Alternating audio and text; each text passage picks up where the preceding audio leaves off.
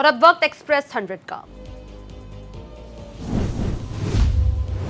मालवीय नगर अग्निकांड में दिल्ली सरकार ने मुआवजे का किया ऐलान। मृतकों के परिजनों को 10 लाख रुपए के मुआवजे की मदद, घायलों को दिए जाएंगे 5-5 लाख रुपए। मालवीय नगर अग्निकांड के घायलों से मिलने पहुंची सीएम रेखा गुप्ता। मैक्स अस्पताल में सीएम रेखा ने घायलों से मुलाकात की। सीएम रेखा ने पीड़ितों का हाल जाना। दिल्ली अग्निकांड के बाद एक्शन में सीएम योगी अधिकारियों को होटलों का विशेष निरीक्षण करने का दिया आदेश। कहा, ऊंची इमारतों और दफ्तरों का भी हो निरीक्षण। दिल्ली के मालवीय नगर अग्निकांड मामले में बड़ी कार्रवाई। दिल्ली पुलिस ने लवकेश बजाज को किया गिरफ्तार। हादसे में अब तक 21 लोगों की मौत। आरोपी लवकेश बजाज की आज साकेत कोर्ट में होगी पेशी। लवकेश बजाज के खिलाफ जारी हुआ था लुकआउट नोटिस। दिल्ली पुलिस ने जारी किया था लुकआउट नोटिस। लवकेश की पत्नी के खिलाफ भी नोटिस जारी। मालवीय नगर अग्निकांड के बाद अंदर की तस्वीरें सामने आई। काले धुएं में लिपटी दिखी दीवारें, हर चीज जलकर राख हो गई। अग्निकांड से सहमा पूरा मालवीय नगर। आसपास के होटल में दिखे बंद, इलाके में पसरा सन्नाटा। आग लगने से 21 लोगों की हुई है मौत। मालवीय नगर में मृतकों और घायलों के बारे में अपडेट जारी किया गया। हादसे में घायल 49 लोगों को विभिन्न अस्पतालों में इलाज के लिए भर्ती करवाया गया। मृतकों में 9 भारतीय, 12 विदेशी नागरिक शामिल हैं। फिलहाल नहीं सौंपे जाएंगे विदेशियों के शव। शवों की होगी डीएनए प्रोफाइलिंग। डीएनए जांच के बाद सौंपे जाएंगे शव। पहचान की पुष्टि के बाद सौंपे जाएंगे शव। मालवीय नगर में भीषण अग्निकांड में मृतकों में गुरुग्राम के अग्रवाल परिवार के 8 सदस्य शामिल। परिवार के एक बुजुर्ग सदस्य के इलाज के लिए आए थे दिल्ली। मालवीय नगर अग्निकांड पर दिल्ली सीएमओ का पोस्ट। कहा, मामले में मजिस्ट्रेट जांच के आदेश दे दिए गए हैं। प्रॉपर्टी के मालिक के खिलाफ एफआईआर भी दर्ज कर ली गई है। घटना के लिए जो भी लोग जिम्मेदार हैं उन्हें जवाबदेह ठहराया जाएगा। दिल्ली के रेस्टोरेंट में आग की घटना पर सीटीआई ने मुख्यमंत्री रेखा गुप्ता को पत्र लिखा। सीटीआई चेयरमैन ब्रजेश गोयल ने कहा कि नियमों के उल्लंघन के लिए जिम्मेदार फायर विभाग, एमसीडी, बिजली विभाग के अधिकारियों पर भी कार्रवाई हो। बिहार के मुजफ्फरपुर में एक अस्पताल में लगी भीषण आग। आईसीयू में धुआं भरने से बड़ा हादसा। 5 मरीजों की मौत की पुष्टि। सुबह करीब 3 बजे हुआ हादसा। मुजफ्फरपुर में आग की घटना पर फायरमैन का बयान। कहा, 4थी मंजिल के आईसीयू वार्ड में लगी भीषण आग। 15 से 20 मरीजों का रेस्क्यू किया गया। हालात नियंत्रण में है। मुजफ्फरपुर में अस्पताल में आग की घटना पर सीएम सम्राट चौधरी ने जताया दुख। कहा, शोक संतप्त परिजनों के प्रति गहरी संवेदनाएं। भगवान परिजनों को इस कठिन समय में संबल दे। सीएम सम्राट चौधरी ने आर्थिक मदद का ऐलान किया। मृतकों के परिजनों को 4-4 लाख रुपए की मदद देने का ऐलान किया। घायलों के उपचार के लिए जरूरी निर्देश दिए। राज्य के स्वास्थ्य मंत्री निशांत कुमार ने मुजफ्फरपुर डीएम से ली आग की जानकारी। स्वास्थ्य मंत्री ने डीएम को कई जरूरी दिशा निर्देश दिए। घायलों का इलाज सुनिश्चित करने का दिया निर्देश। मुजफ्फरपुर के निजी अस्पताल में आग लगने की घटना पर बोले जेडीयू नेता नीरज कुमार। कहा, आखिर इसकी जिम्मेदारी कौन लेगा?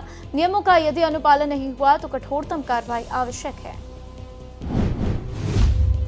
उत्तर प्रदेश के गाजियाबाद में चर्चित सूर्य हत्याकांड का मामला। उत्तर प्रदेश सरकार में मंत्री नरेंद्र कश्यप मृतक सूर्य प्रताप के परिजनों से मिलने पहुंचे। हर संभव मदद का दिया भरोसा। केरल के इडुक्की जिले के पंपनार में एक निर्माणाधीन 5 मंजिला इमारत ढह गई। इमारत गिरने के समय बिल्डिंग के अंदर नहीं था कोई मौजूद। कई हिस्सों में तेज हवाएं, भारी बारिश का असर जारी। भारत की 5 दिवसीय यात्रा पर वेनेजुएला की राष्ट्रपति डेल्जी एलोइना। हैदराबाद हाउस में प्रधानमंत्री नरेंद्र मोदी से की मुलाकात। यात्रा के दौरान कई अहम मुद्दों पर होगी चर्चा। दिल्ली में एसएस जयशंकर से मिली वेनेजुएला की कार्यवाहक राष्ट्रपति। विदेश मंत्री संग द्विपक्षीय वार्ता की।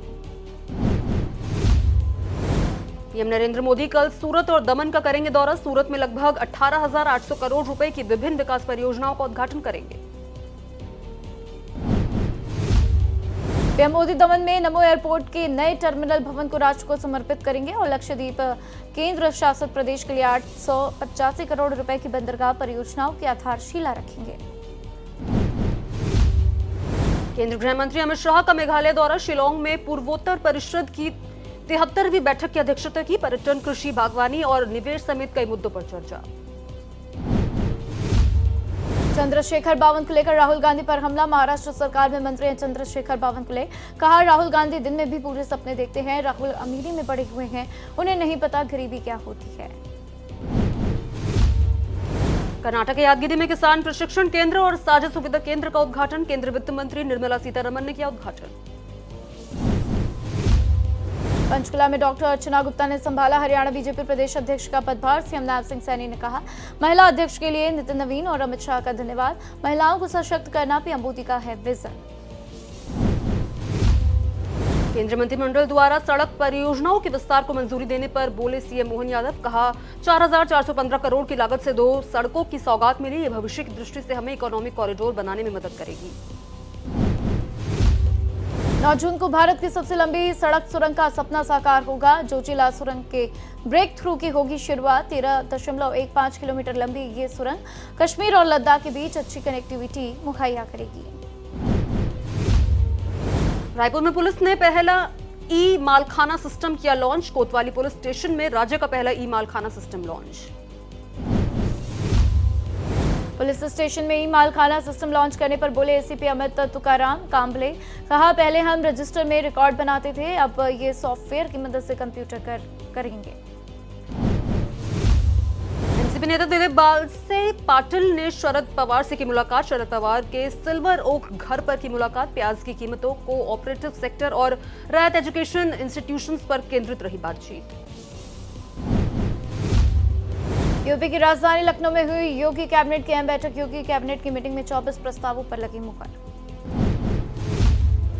किसानों को एमएसपी बढ़ाकर बड़ी सौगात दी गई है। 18 शहरों में 1,725 नई एसी इलेक्ट्रिक बसें चलेंगी। 5 नए जेलों को मंजूरी मिल गई है और अब जेल में कुछ मामलों में मौत होने पर परिवार को 5 लाख रुपए तक का मुआवजा भी मिलेगा। बिहार के पूर्व मुख्यमंत्री नीतीश कुमार पहुंचे बाढ़। जेडीयू किसान प्रकोष्ठ के प्रदेश अध्यक्ष मनोज कुमार के दिवंगत पिता के चित्र पर पुष्प चढ़ाकर श्रद्धांजलि दी। इस अवसर पर बाढ़ विधानसभा के पूर्व विधायक, पटना जिला के कई अधिकारी भी मौजूद रहे। बिहार के बख्तियारपुर सीएचसी की हालत देखकर स्थानीय विधायक अरुण कुमार साह भड़के। निरीक्षण के दौरान 42 में से केवल 3 मेडिकल स्टाफ की ड्यूटी पर दिखे। इस दौरान विधायक अरुण साह ने मरीजों और उनके परिजनों से सीएचसी में उपलब्ध सुविधाओं की भी जानकारी ली। लखनऊ में प्रभारी मंत्री सुरेश कुमार खन्ना साफ सफाई व्यवस्था को परखने निकले। लखनऊ में कई जगहों पर निरीक्षण किया गया। महापौर सुषमा खारवाल भी मौजूद रही। डोंबिवली में शिवसेना का बड़ा जनाधार। उद्धव ठाकरे गुट और मनसे के सैकड़ों पदाधिकारी कार्यकर्ता हुए शामिल। सांसद डॉक्टर श्रीकांत शिंदे की मौजूदगी में पिंपलेश्वर मंदिर परिसर में हुआ प्रवेश कार्यक्रम। कर्नाटक के मुख्यमंत्री डीके शिवकुमार ने अपने आवास के बाहर एकत्रित हुए अपने समर्थकों से मुलाकात की। समर्थकों ने सीएम से मिलकर जताई खुशी। ईडी ने मिजोरम म्यांमार सीमा से लगे चंफाई जिले में सूखी सुपारी की हो रही अवैध तस्करी के मामले में बड़ी कार्रवाई की है। कार्रवाई से जुड़े एक बड़े नेटवर्क के खिलाफ की गई है। ईडी की टीम ने मिजोरम में 9 जगहों पर छापेमारी की। टीएमसी के राष्ट्रीय महासचिव और सांसद अभिषेक बनर्जी की मुश्किलें बढ़ा दी गई हैं। ईडी की टीम ने पूछताछ के लिए समन भेज दिया। 16 जून को पूछताछ के लिए बुलाया गया। टीचर भर्ती घोटाला का मामला। मंत्री दिलीप घोष का बड़ा बयान। अभिषेक बनर्जी कानून से बच रहे हैं। टीएमसी पार्टी खत्म हो रही है। टीएमसी का यही भविष्य था। लोग अब टीएमसी को देखना नहीं चाहते। टीएमसी नेता शौकत मोल्ला के आवास पर एनआईए की रेड। बम विस्फोट मामले में इस सिलसिले में भानगढ़ के दक्षिण बामुनिया इलाके में रेड मारी गई। एनआईए ने आवास पर तलाशी और पूछताछ की। टीएमसी नेता के घर से बरामद हुई सरकारी राहत सामग्री। नव कुमार बेताल के घर से 2020 की राहत सामग्री मिली। घर के अंदर बोरी में भरकर रखी गई थी राहत सामग्री। दक्षिण 24 परगना के किमारापुर इलाके की है ये पूरा मामला। कोलकाता में टीएमसी से निष्कासित नेता संदीपन साहा के घर के बाहर प्रदर्शन। बीजेपी कार्यकर्ताओं ने प्रदर्शन किया। संदीपन साहा के खिलाफ नारे लगाए। मुंबई में महंगाई के खिलाफ शिवसेना यूबीटी का आंदोलन। पेट्रोल, डीजल, एलपीजी और सीएनजी की बढ़ती कीमतों के विरोध में प्रदर्शन। सरकार का ध्यान आकर्षित करने और आम जनता को परेशानियों को उठाने के लिए यह आंदोलन आयोजित किया जा रहा है। कांग्रेस नेता भूपेश बघेल ने बिलासपुर में एनएसयूआई के विरोध प्रदर्शन पर कहा, नेट परीक्षा सीबीएसई के तहत जो पेपर लीक हुआ या गड़बड़ियां हुई उसे लेकर ये छात्र जांच की मांग कर रहे हैं। शिक्षा मंत्री का इस्तीफा मांग रही है। इसी कारण 2 अधिकारियों को सीबीएसई से हटा दिया गया है। आम आदमी पार्टी के राज्यसभा सांसद संजय सिंह लखीमपुर खीरी के इस्लामनगर पहुंचे, जहां उन्होंने मृतक छात्र ऋतिक मिश्रा के परिजनों से मुलाकात की और घटना पर गहरा दुख व्यक्त किया।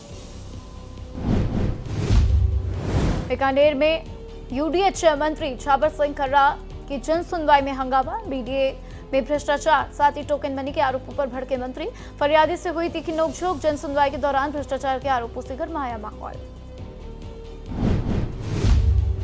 गुरुग्राम में नगर निगम ऑफिस को बम से उड़ाने की मिली धमकी, ईमेल के जरिए मिली थी बम से उड़ाने की धमकी। एहतियात के तौर पर निगम ऑफिस को खाली कराया गया। बम निरोधक दस्ता और पुलिस मौके पर पहुंची। छत्तीसगढ़ के अंबिकापुर में विधायक रामकुमार टोप्पो और नायब तहसीलदार विवाद मामले में नया मोड़। राजस्व विभाग के अधिकारियों कर्मचारियों की हड़ताल खत्म हो गई। लंबे समय से प्रभावित राजस्व कार्य फिर से सुचारू। तहसील, एसडीएम और राजस्व कार्यालयों में कामकाज सामान्य। बिहार के मुंगेर में सबसे पुराना बरगद का पेड़ मिला है। इसको जल्द ही देश का पहला महत्वपूर्ण प्राकृतिक धरोहर और हेरिटेज ट्री घोषित किया जाएगा। हेरिटेज ट्री घोषित करने की प्रक्रिया शुरू हो गई है। बरगद का ये पेड़ करीब 700 साल पुराना है। बिहार के कैमूर में कुदरा में ट्रांसफार्मर जलने से नल जल योजना ठप। 2 दिनों से पानी संकट से जूझ रहे ग्रामीण। बिजली विभाग पर लापरवाही का आरोप। लगातार बढ़ती गर्मी, तेज तापमान के बीच जल संकट ने ग्रामीणों की मुश्किलें बढ़ा दी है। संबल में वर्ष 1978 की हिंसा से प्रभावित एक परिवार को करीब 48 वर्ष बाद पुनर्वास का सौगात मिला है। रामशरण दास रस्तोगी के परिवार को उत्तर प्रदेश सरकार की ओर से 100 वर्ग मीटर भूमि का पट्टा सौंपा गया है। प्रभारी मंत्री जेपीएस राठौड़ ने भूमि पूजन कार्यक्रम में शामिल होकर पीड़ित परिवार को पट्टा वितरित किया।